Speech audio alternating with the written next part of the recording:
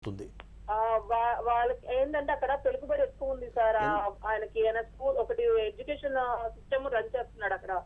Is government employee.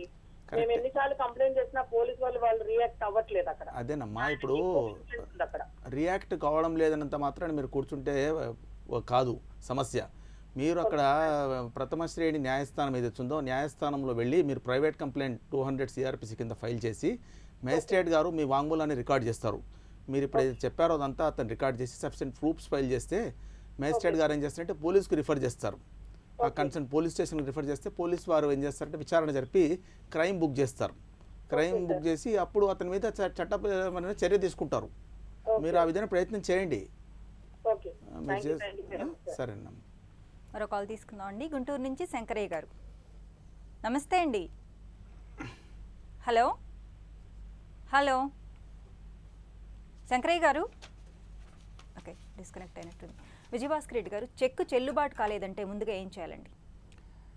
చెక్కు చెల్లుబాటు కాకపోవడానికి అనేక కారణాలు ఉంటాయండి. అంటే ఇప్పుడు చెక్కు అతను ఇచ్చినప్పుడు అతనికి ఏ ఉద్దేశంతో ఇచ్చాడు?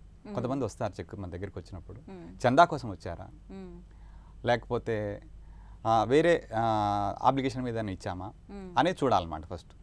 అయితే ఆ విధంగా చెల్లుబాటు అయిన పక్షం, ఆ విధంగా అది చెక్కు బౌన్స్ అయిన పక్షం, నిరాదరణకు గురైన పక్షంలో అది ఈ NI యాక్ట్ వర్తించదండి వాటికి.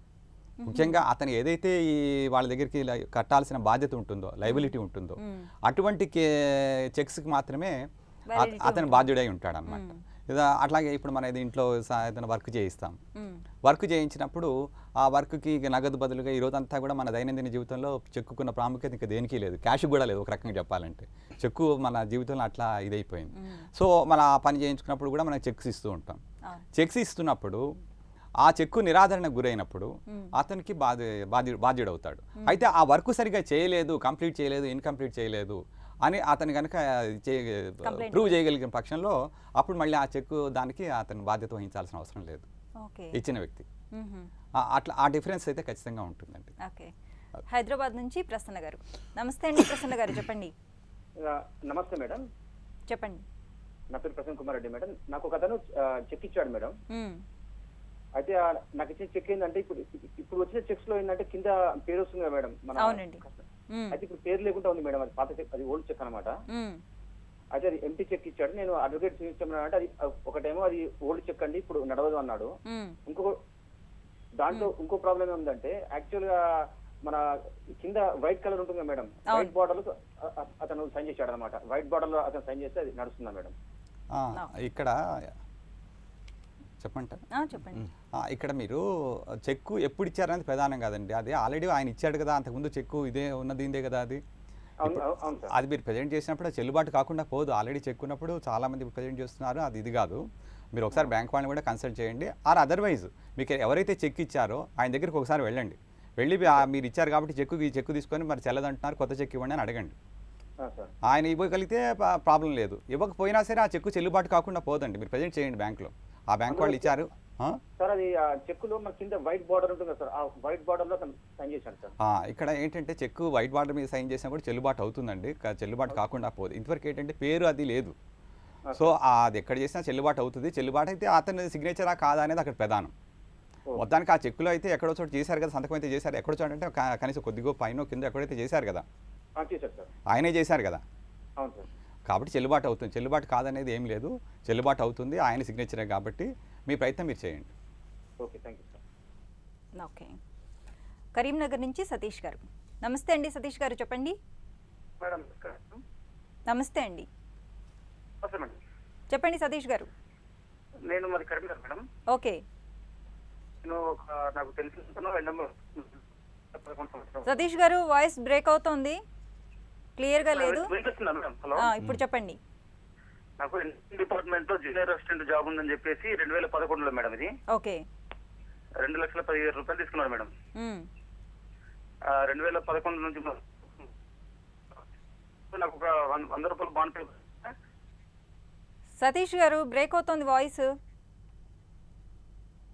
ఓకే, మరో కాల్ తీసుకుందాం అండి. హైదరాబాద్ నుంచి నిఖిత. నిఖిత గారు నమస్తే అండి, చెప్పండి.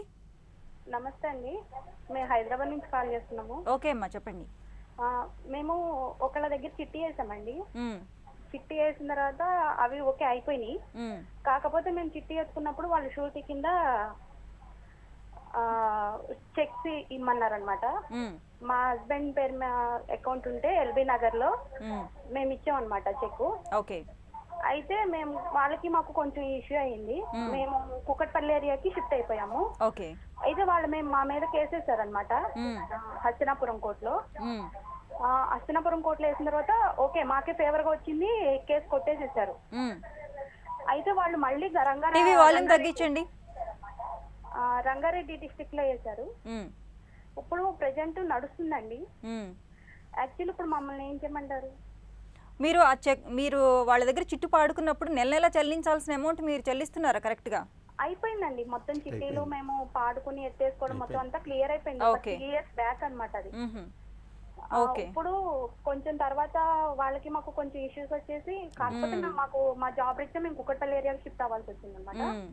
మేము అక్కడి నుంచి ఎల్బీ నగర్ బ్రాంచ్ నుంచి కూడా మేము ఇక్కడ షిఫ్ట్ చేయించేసాం అకౌంట్ నెంబర్ కూడా, నా అడ్రస్ అదంతా. కానీ ఇప్పుడు మళ్ళీ ప్రెజెంట్ రంగారెడ్డి డిస్ట్రిక్ట్ లో నడుస్తుంది కోర్టు కేసు. ఏం చేయమంటారు? అది ఓకే కింద కోర్టులో కొట్టేశారు కదా, ఇప్పుడు ఈ కోర్టులో కూడా ఇంకేదైనా మాకు ఫేవర్ గా జరుగుతుందా లేకపోతే మాకు ఓకే అర్థమైంది శర్మ గారు. చూడమ్మా, ఇప్పుడు జిల్లా హస్తినాపురం కోర్టులో ఎప్పుడు కొట్టేశారండి? పోయిన సంవత్సరం జూన్ లో కొట్టేశారు సార్. పోయిన సంవత్సరం ఇమీడియట్ వాళ్ళు అప్పీల్ ఇమీడియట్ వేసారండి రంగారెడ్డి కోర్టులో? ఏంటండి? మీకు కోర్టు నుంచి రంగారెడ్డి జిల్లా కోర్టు నుంచి ఎప్పుడు వచ్చాయి సమన్స్? మీకు సమన్స్ నాకు డేట్ అయితే ఐడియా లేదు సార్. ఇది 3వ వాయిదా సార్, మొన్న 3వ వాయిదా. మీరు న్యాయవాదిని పెట్టుకున్నారండి? పెట్టుకున్నాను సార్. వాళ్ళు ఫుల్ సార్, మేము ఇప్పటి వరకు న్యాయవాదికి 50,000 వరకు ఇవ్వాలి సార్, ఇచ్చాం సార్.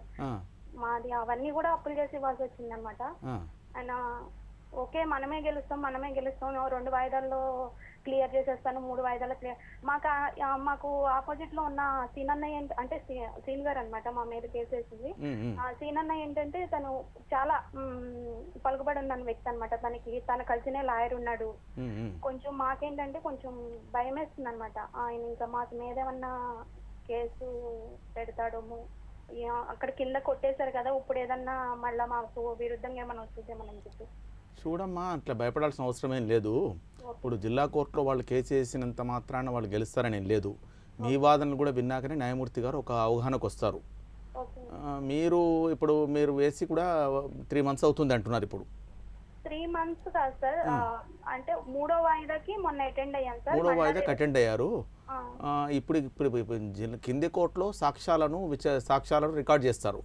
జిల్లా కోర్టులో మటుకు ఇచ్చిన తీర్పు మీదనే ఆర్గ్యుమెంట్ జరుగుతాయి కనుక ఇక్కడ సాక్ష్యాలను విచారించడం అనేది ఉండదు. ఇక్కడ ప్రాసెస్ జిల్లా కోర్టులో ఓన్లీ మీ ఆర్గ్యుమెంట్స్ మీద జరుగుతుంది కనుక తొందరలోనే పరిష్కారం అవుతుంది.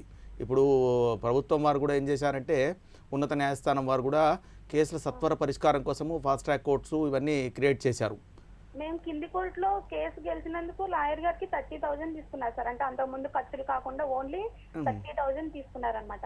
ఇప్పుడు మళ్ళీ ఈ కేసు వాదిస్తున్నాం కదా, ఇంకో 20,000 ఇమ్మంటున్నారు. ఇప్పుడు ప్రెజెంట్ 10,000 ఇచ్చాను సార్, మళ్ళీ ఇంకో 10,000 ఇమ్మని అడుగుతున్నారు. ఇట్లా ఎలా సార్ ఇంత అమౌంట్?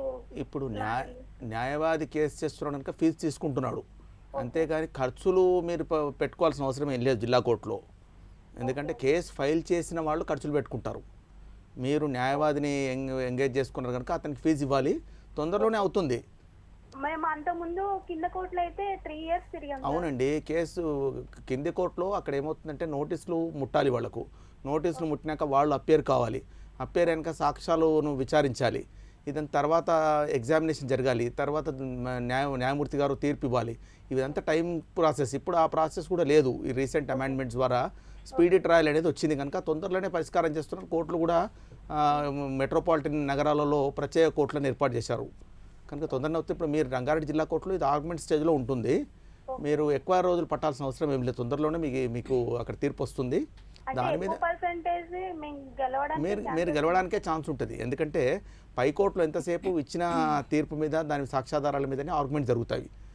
మీకు ఇక్కడ ఏమన్నా వ్యతిరేకంగా వస్తే మీ పైకోర్టు హైకోర్టు ఉంటుంది, హైకోర్టులో మీరు అప్పీల్ చేసుకోవచ్చు. మీరు దానికి భయపడాల్సిన పని ఏం లేదు, మీరు భయపడాల్సిన పని లేదండి. థ్యాంక్ యూ సో మచ్ అండి. ఇప్పటి వరకు మనం చెక్ బౌన్సింగ్ కేసులు న్యాయ సహాయం ఈ అంశంపై సలహాలు సూచనలు స్వీకరించాం. వచ్చే శనివారం 9:30 న్యాయ సేవా కార్యక్రమంలో మళ్ళీ కలుసుకుందాం. అంతవరకు సెలవు. నమస్కారం.